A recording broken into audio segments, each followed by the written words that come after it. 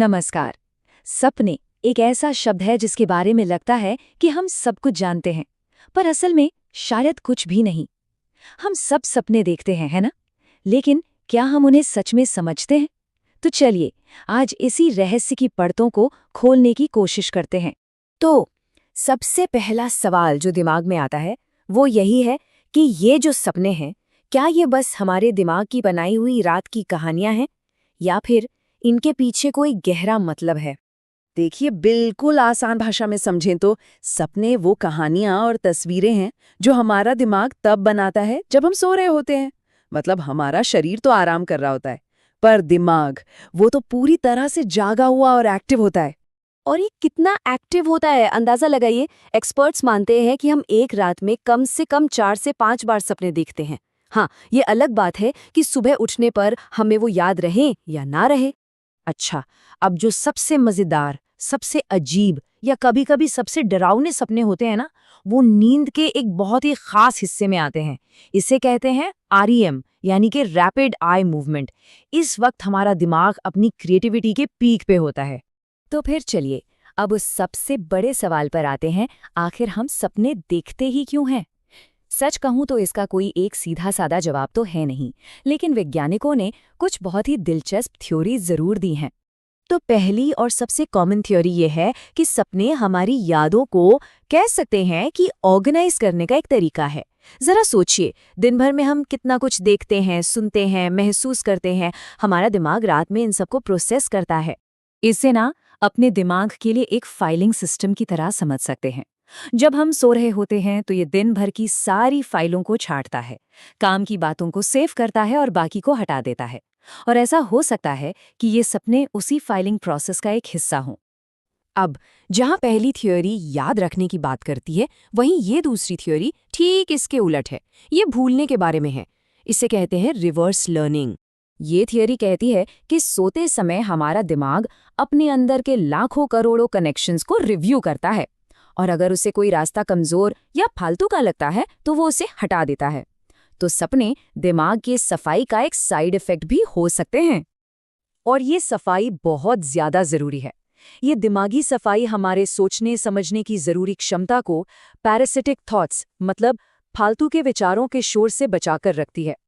अच्छा, जो अगली थ्योरी है वो हमारे दिमाग की तुलना एक कंप्यूटर से करती है। इसका नाम है कंटिन्यूअल एक्टिवेशन थ्योरी। जरा सोचिए, जैसे कंप्यूटर पे स्क्रीन सेवर होता है ना, ठीक वैसे ही जब हम सो रहे होते हैं और बाहर से कोई इनपुट नहीं मिल रहा होता, तो हमारा दिमाग एक्टिव रहने के लिए खुद ही डेटा बनाने लगता है, और यही डेटा हमें सपनों के तौर पर महसूस होता है। अब ये चौथी थियरी तो बहुत ही दिलचस्प है। इसके मुताबिक सपने एक तरह का वर्चुअल रियलिटी ट्रेनिंग ग्राउंड है हमारे लिए। ये थ्योरी कहती है कि सपने असल जिंदगी के खतरों के लिए एक रिहर्सल की तरह हैं। जैसे मान लीजिए, सपने में किसी भूत से भाग रहे हैं, तो ये असल में हमारे फाइट या फ्लाइट इंस्टिंक्ट्स को, यानी कि लड़ने या भाग जाने की क्षमता को शार्प कर रहा है, ताकि जब सच में कोई खतरा आए तो हम तैयार रहें। और जो आखिरी थियरी है, वो सपनों को हमारी इमोशनल हीलिंग से जोड़ती है। होता ये है कि जब हम गहरी नींद में होते हैं तो हमारे दिमाग में तनाव पैदा करने वाले कुछ केमिकल्स का लेवल कम हो जाता है।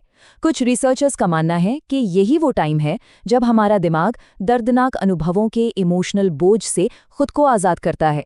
मतलब एक तरह से सपने हमें हील करने में मदद करते हैं। तो ये तो थी कुछ वजहें कि हम सपने क्यों देखते हैं। अब जरा इस पर बात करते हैं कि सपने कितने तरह के होते हैं। मोटे तौर पर सपनों को 6 तरह का माना जाता है।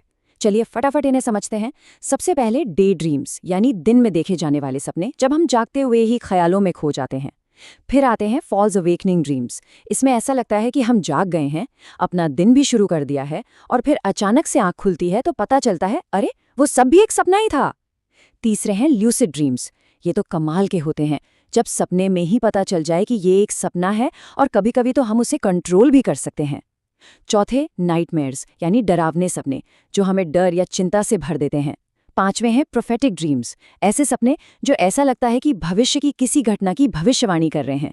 और आखिर में रिकरिंग ड्रीम्स, वो सपने जो बार बार आते हैं और अक्सर हमारी जिंदगी के किसी अनसुलझे मुद्दे की तरफ इशारा करते हैं। अब आते हैं सबसे आखिरी और शायद सबसे मजेदार सवाल पर। इन सपनों का मतलब क्या होता है?